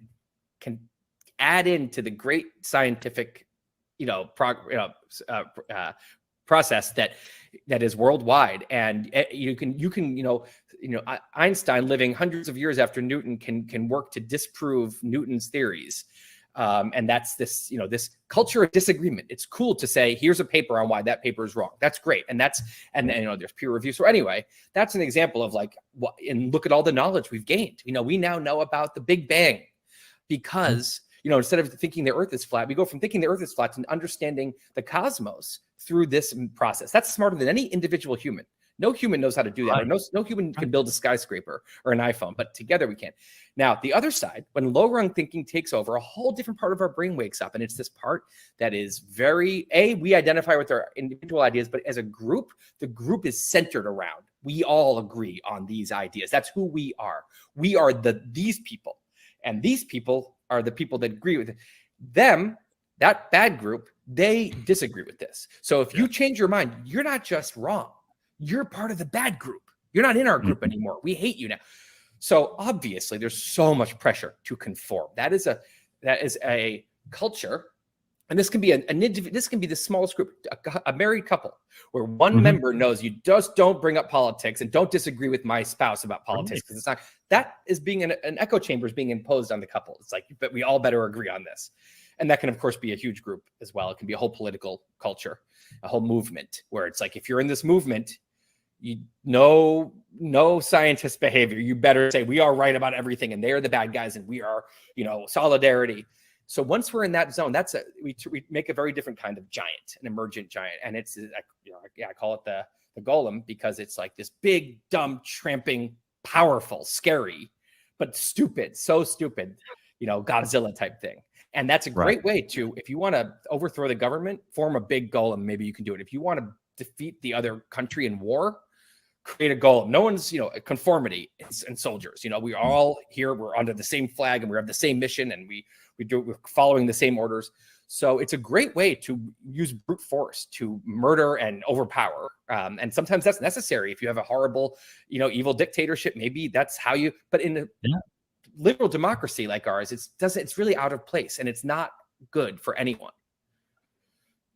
So let me move just swiftly onto one. You put a whole lot of really interesting facts in here, which I think help, and you do help to define terms as well. The way people argue has become, I think it's been dumbed down as well. Like, for example, you talk about confirmation bias, you talk about the Martin Bailey way of arguing, you talk about various terms which people, straw manning, which people who think they're smart throw into arguments, but they don't even necessarily understand the definitions of these things. And it helps to be equipped, first of all, if you just want to have meaningful conversations with the definition, but also if you actually want to make a valid point without falling into the traps that so many people fall into when they start talking about things like politics. You talk about amazingly, and I mean, this is just one of the things I'm going to quote. This is how people are randomly associated in a geographical region. And then as they become more politically polarized, depending on the percentage of that polarization, shows you how it polarizes their actual geographical location. I mean, here's a 20% bias percentage that you detail. So this is when, and correct me where I'm wrong here, but this is when people have about a 20% likelihood of being biased politically against. Well, people. no. It specifically here, this definition is, it's if there's blue squares and yellow triangles living in a neighborhood, whatever, people around you.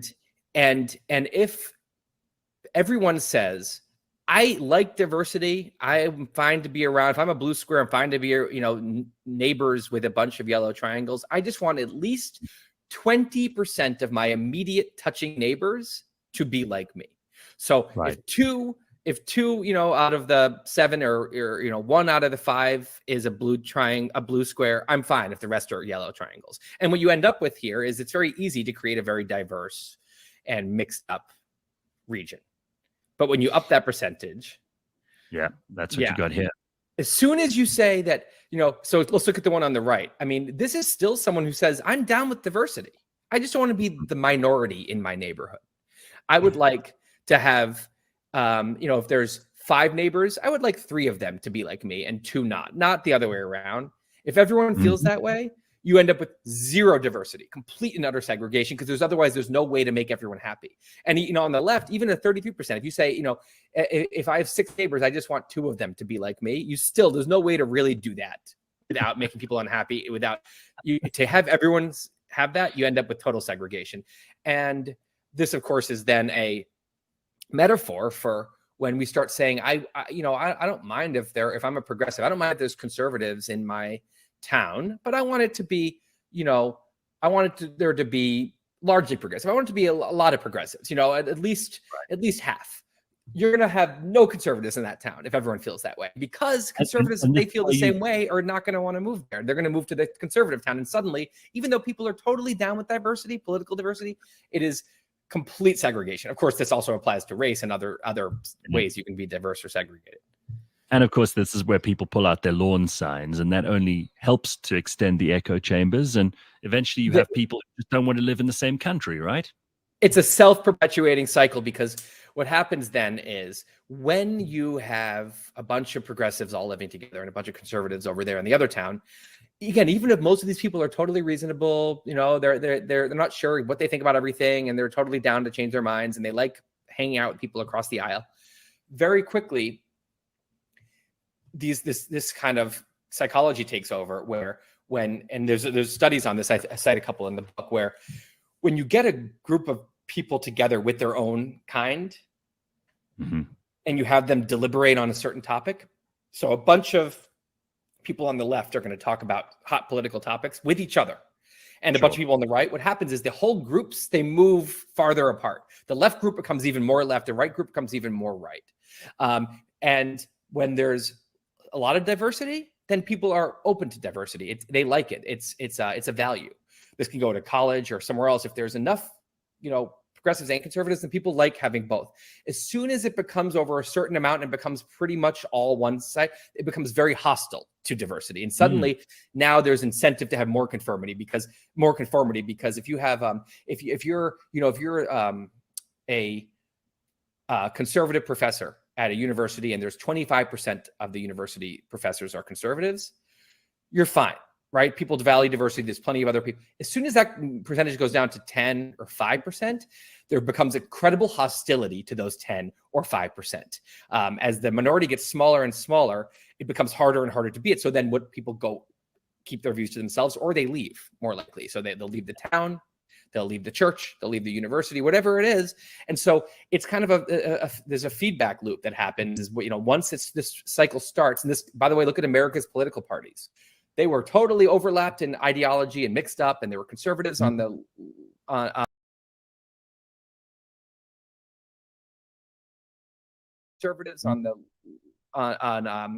in the Democrats, and Republicans had lots of progressives.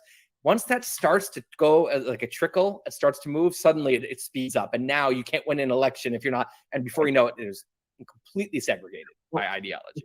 This is a good place for me to bring in the fact that you also go into the history of like the Republican Party, which I found fascinating, because a lot of people have this hazy idea about what Republicans were like back in the 50s or 60s.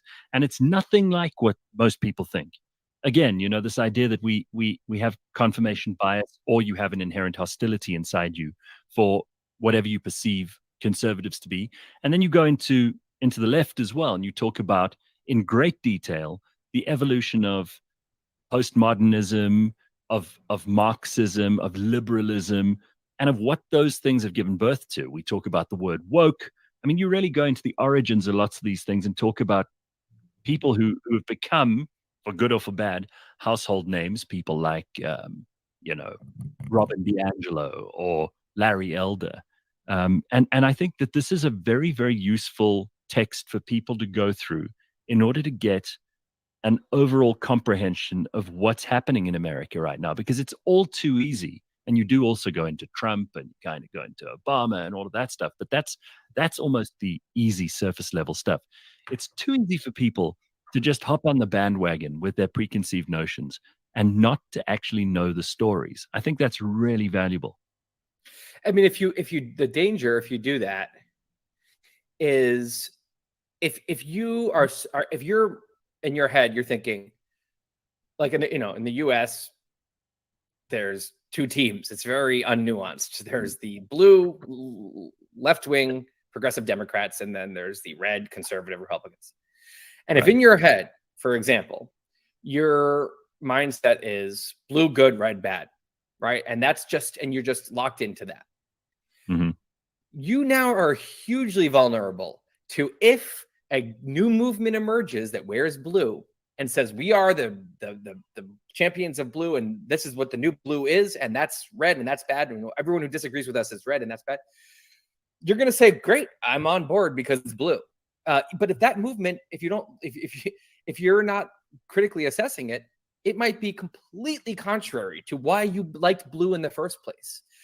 So I use the woke movement as an example here. As I'm someone who always voted left. I voted for Obama. I'm like all about liberal social justice, gay marriage, all of that, like so many people I know, we were all, that was very simple for me. It was like, clearly gay marriage. You live in New York.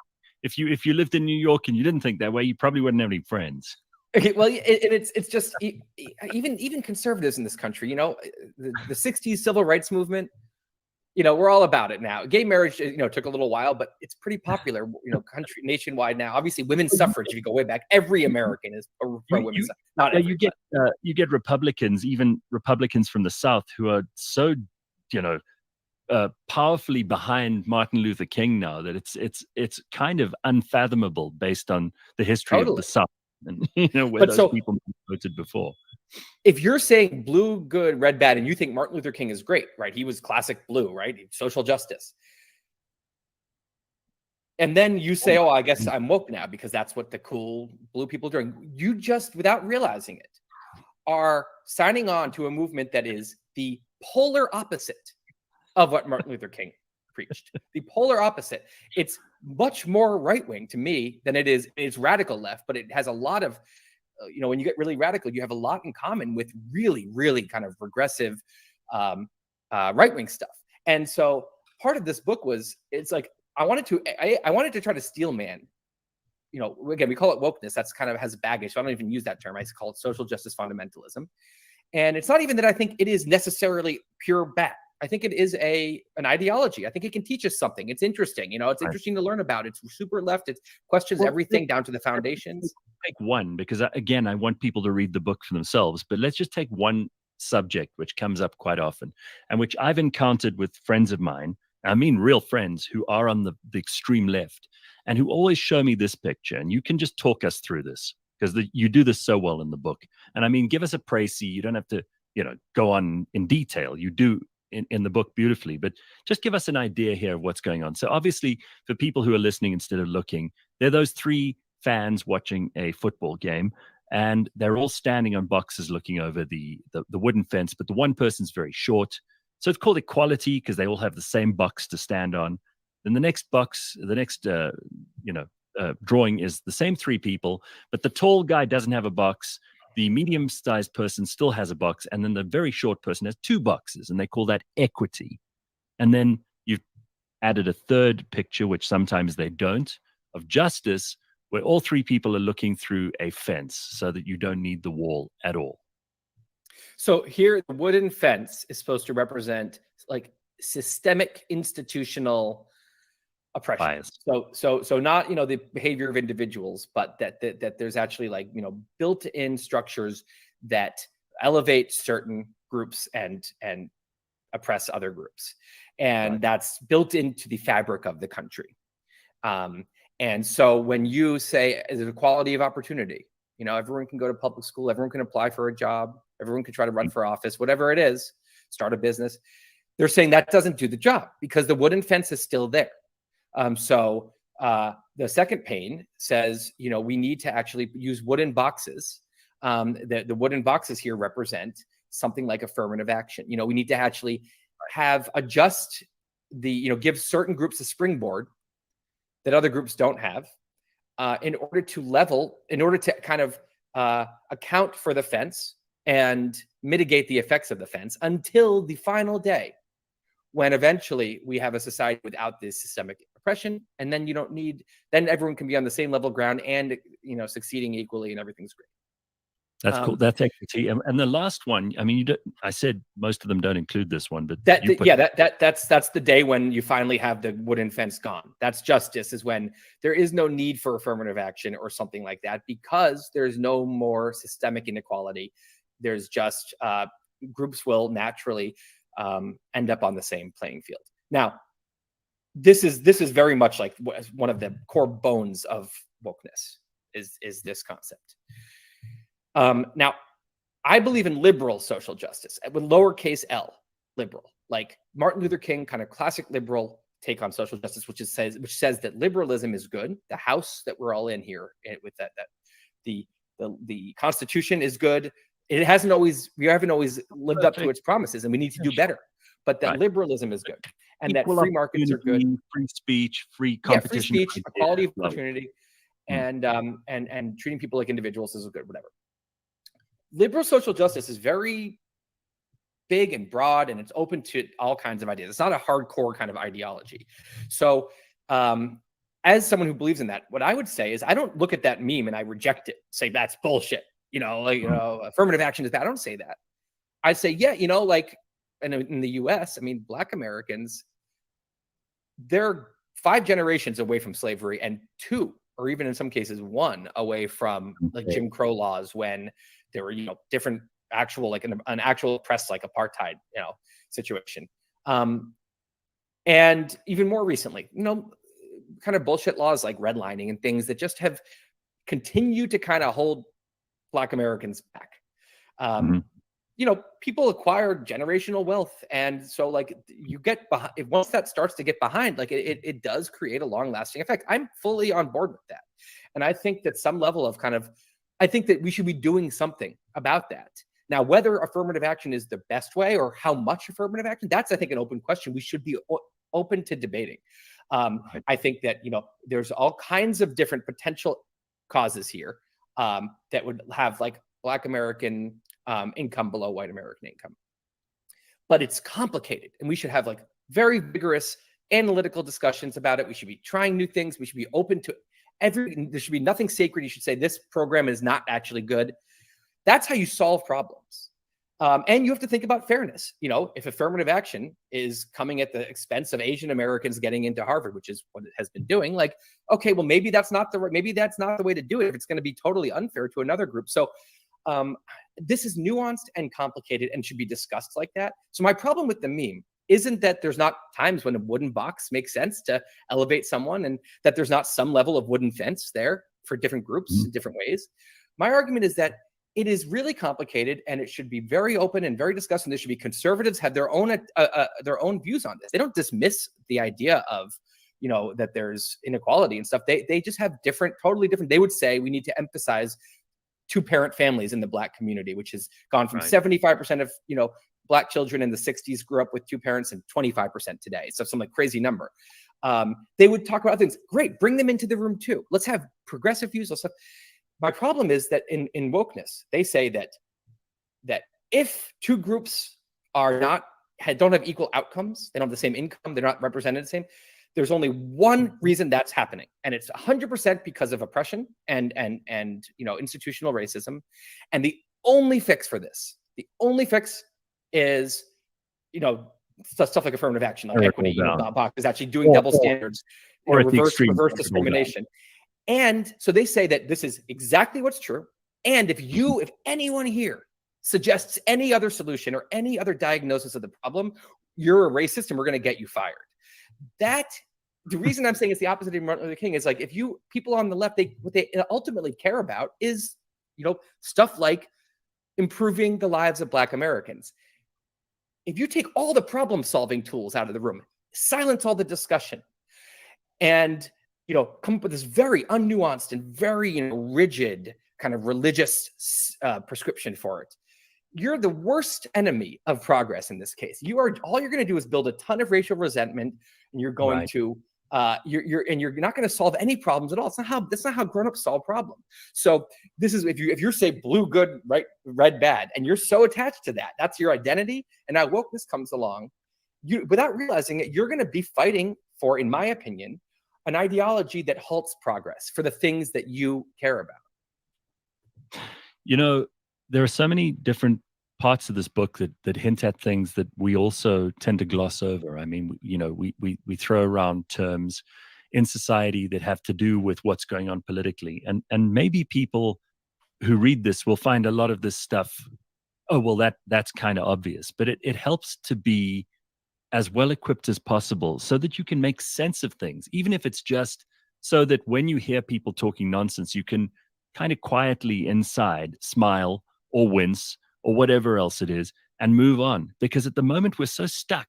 And I think it's worse in America than it is even in South Africa. And we have our own history of racial problems and inequality and inequality of opportunity and plenty of other good stuff, which has made our history extraordinarily complicated. But somehow, I think America is at a place that is far more complex.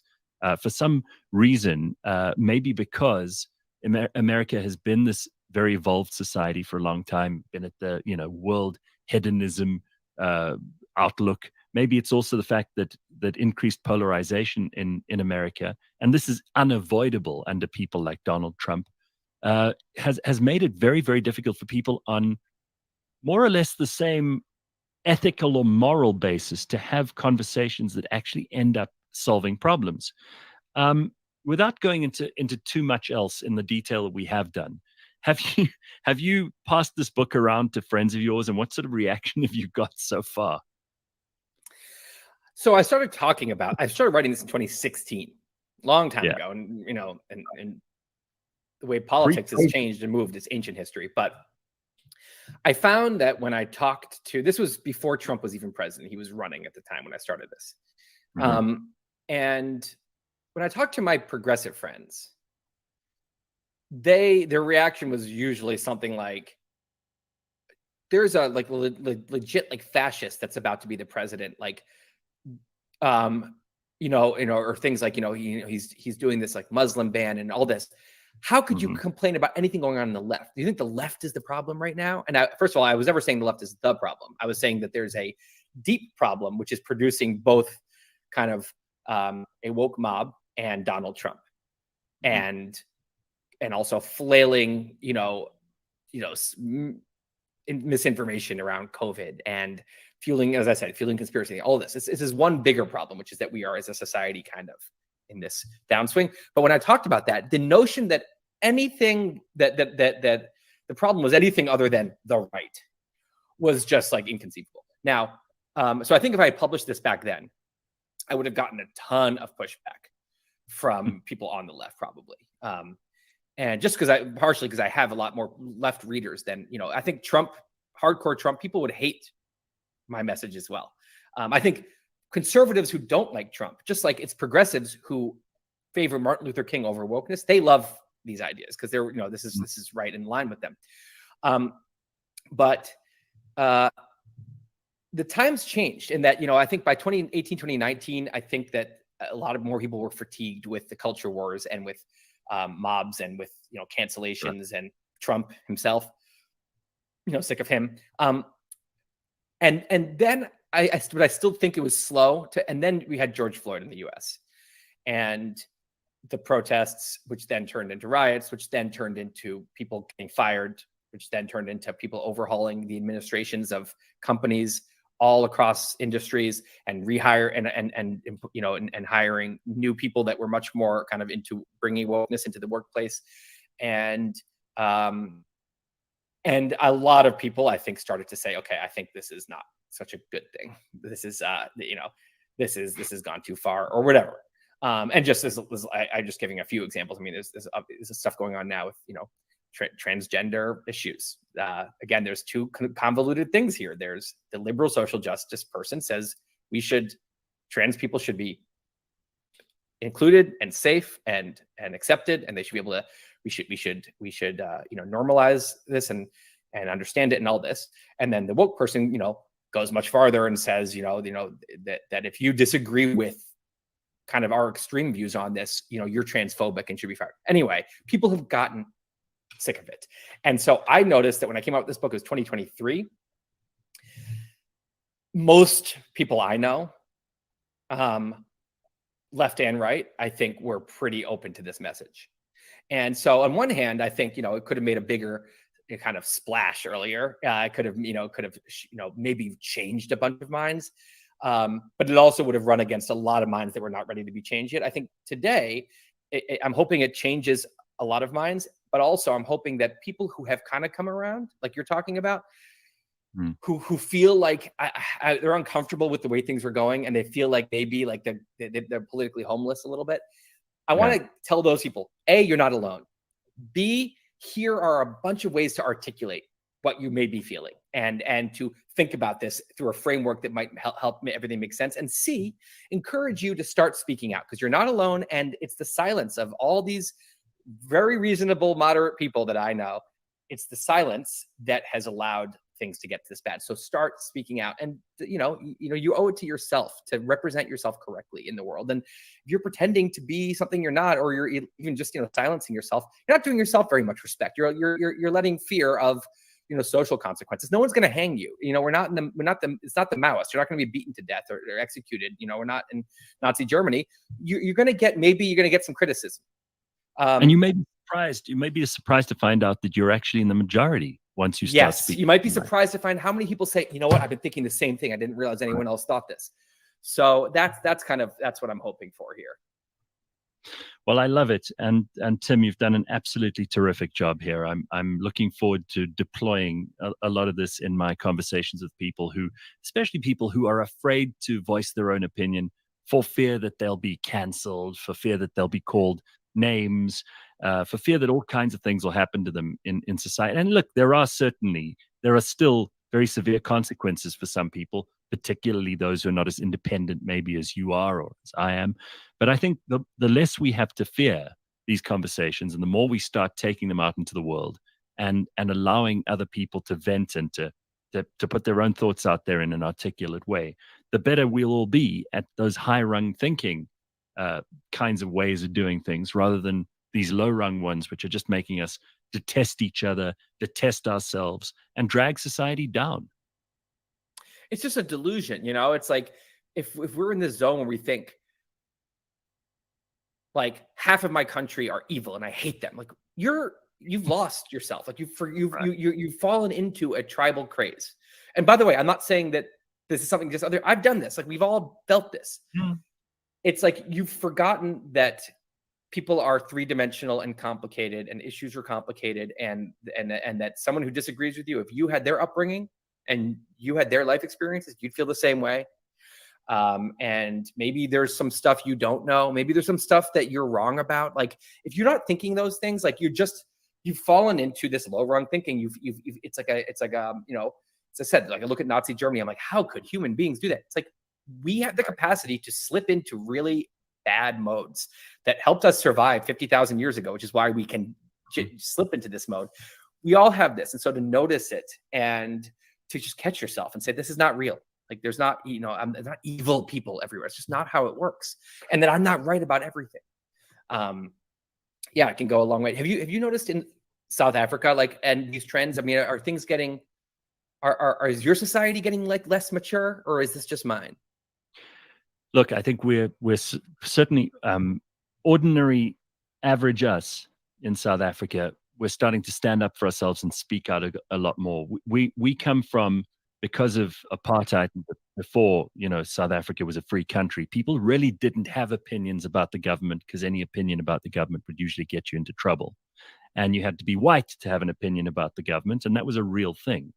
I think what's happening post 1994 here is that in the beginning, everybody, including black people, were afraid to challenge and criticize the new government, because they thought, well, this government has brought us freedom, so we should go along with whatever they do. And obviously that's changed an enormous amount in the last 10, maybe even 12 years, where people are now saying, and in the beginning, when I would speak out against them, it was always a question, oh, well, he must be racist.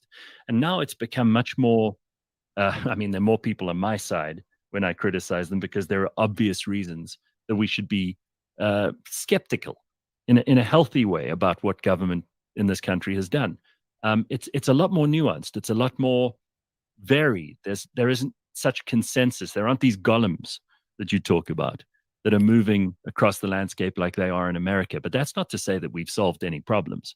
I mean, we've still got a long way to go. And I think that's probably true for most countries in the world.